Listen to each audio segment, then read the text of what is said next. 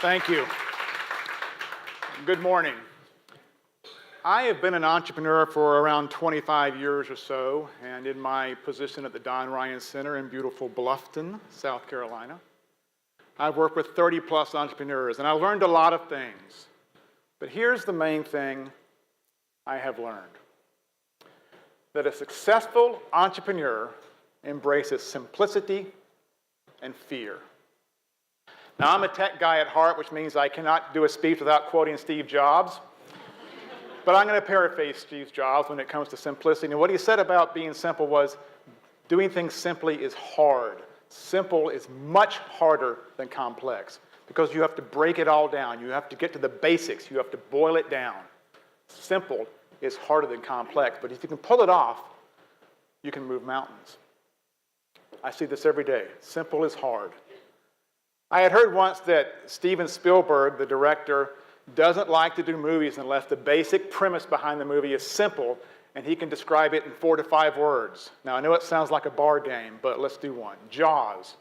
Shark terrorizes small town. 4 words. Jurassic Park. Dinosaurs in a theme park. E.T. Boy helps alien get home. 5 words. It makes the point. It gets the point across. Simple is better than complex. So I'm going to ask you a simple question now about business. And this is a question I have asked to hundreds and hundreds of people, and only one time has it ever been answered correctly. The question is, what is the one necessary and sufficient condition you need to have a company? And I get all these answers. David, it's passion, it's drive, it's determination, it's a patent, it's a partner, it's a business plan, it's colored charts and graphs, it's everything. These are all good answers, and they are all wrong. The answer is so simple that everyone just about overlooks it. And when I show you the answer, you're going to go, oh, yeah, David, I knew that. I assumed that. Everything else is what I was working on. So what's the answer? What is the one thing you need? Right? It's so simple, you assumed it. And if you don't have that, you don't have a business. You have an exercise. So the goal of a company is to get 1 paying customer and turn that into 2, and to 4, and to 6, and to 8, and do it over and over and over. But try to keep it simple. Try to keep it simple. Focus. There are a lot of F words in entrepreneurship. Focus is one of them. And I see this all the time. I see people that come in and say, David, we have this great idea, and we're going to go after this market, and this market, and this market, and this market. Or I see people that do a 30-second elevator pitch that takes 5 minutes, and at the end of it, I have no idea what they're talking about because they're not focused. Or they come in and they have this idea for a product, and they say, hey, version 3 is going to have this, this, this, this, and this. But they haven't built version 1 because it's gotten too complex. It's not simple, and they haven't focused. So let's look at it another way. Let's say you want to learn to play tennis. So how do you get good at tennis? Well, you have to hit a lot of tennis balls, right? Over and over and over. And over time, you'll get good at tennis, right? So it's a numbers game, really. The more balls I hit, the better I'm going to get. But I just can't load up a ball machine and throw you 40 balls at one time, right? You're going to swing and rail and flail all over the place. You're going to miss all of them. You won't hit a single one, and if you do, it was luck. And you're going to end up like this guy. All right? His lack of focus and his overenthusiasm knocked him out because he couldn't see a single ball. He saw them all. He couldn't focus. It got too complex. The way you get good at tennis, the way you get good at business, is you hit one ball at a time. Then you hit another, and you hit another. And pretty soon you can hit that ball with the top spin. You can hit that ball with the back spin. You can hit that ball that comes over the net and dies. You can hit the lob. And pretty soon you can anticipate where that ball is going to be. And you're there before it is. That is how you focus. That is how you get good at tennis. That is how you get good at business. The last thing, another F word, fear. Fear is a huge thing. Another Terrible F word. You know, when we were millennial ago and our ancestors, fear was a thing to keep you safe. It showed danger was coming on. Fear was get away, get away, get away. And it's still like that today. Fear keeps us safe. But in our modern world, fear often represents that change is coming. And with change can come opportunity. Now, fear can be a motivator or it can be a hindrance. It's completely up to you as to how you handle fear. So, I'm going to close with my story as an entrepreneur, and it encompasses all these things we've talked about. I should start out by saying to be a successful entrepreneur, you do not have to be the smartest person in the room. I'm not, I never was, I never will be. In fact, I was a terrible student in high school.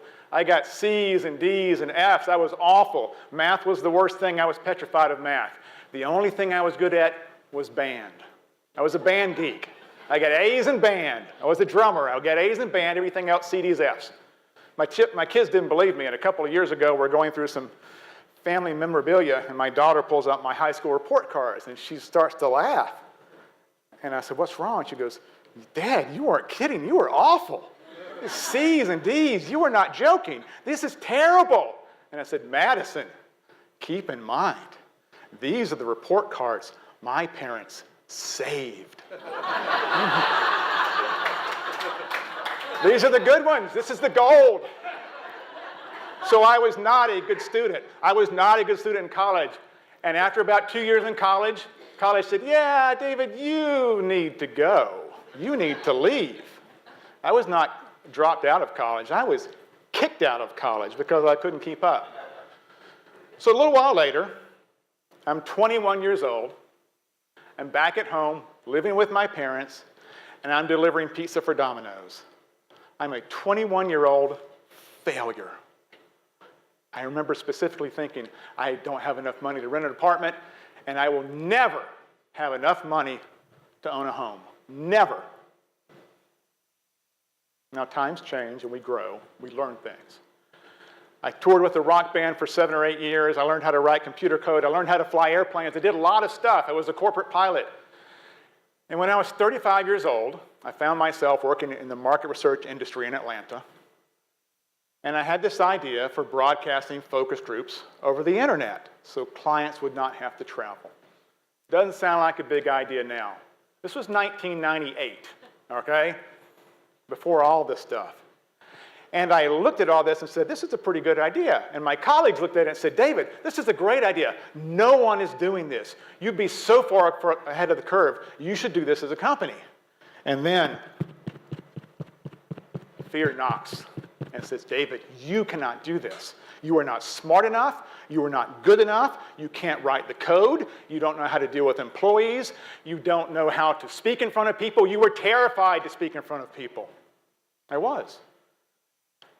I couldn't do a business plan. I couldn't do the pro formas. I couldn't do the financials. There would be math. David, there is math. But over time, what happened is I got more afraid about not doing it. I got more afraid about being 50 years old, working at Walmart as a greeter, and between giving people their buggies and telling them there's a sale on Tide, I'd go, I wonder if that internet thing would have worked. I was afraid of that. But still, that was not what pushed me over the edge. So what was it? It sounds silly. I heard a country song on the radio. A song by an artist named Leanne Womack called I Hope You Dance. And I'm sure some of you have heard it. And if you haven't heard it, the basic premise behind this song is life is tough, life is difficult, life is scary, but don't be a wallflower. Get out there, do something, embrace it, get on the floor and dance. That song made me want to do this. That song told me to shut up and dance. That song pushed me over the edge. So I was going to embrace my fear. I was going to dance with my simple idea, broadcast groups over the internet. I was going to dance with my fear. I was going to dance with my idea. And when I was 42 years old, 7 years later, I had built an incredibly successful company beyond my wildest dreams. So when I was 42, 21 years after I'm a 21-year-old failure, I become a multimillionaire, and I take it's what's called extreme early retirement at age 42. Extreme early retirement. Who knew there was such a thing? But that is not the end of the story. Here's the end. On the day I sell my company, I'm driving into the parking lot, and I'm about to turn the car off and go inside and sign the paperwork and wait for that beautiful wire transfer to my bank account. And just when I'm about to turn the car off, I hear this country song, a different song. And in this song, the singer sings about a relationship that's ending, something that's painful and hurts, but they have to move on. But he's glad he went through it. The song is by Garth Brooks, and it's called The Dance. I said, I can't believe it. I'm listening to this song, and I've had this 7-year arc of success and failure and a whole bunch of F words. And it started because I heard this song that said, get out there and dance. And it ends, the last thing I do before I sell my company is this song saying, I hope you enjoyed the dance. I couldn't believe it. I listened to the entire song. I turned off the car. I walked inside, and I sold my company. That was 10 years ago. So my advice to you, if you have an idea, something you want to do, keep it simple. Stay focused. Embrace the fear. Dance with your fear. And when you get the choice to sit it out or dance, dance. Thank you.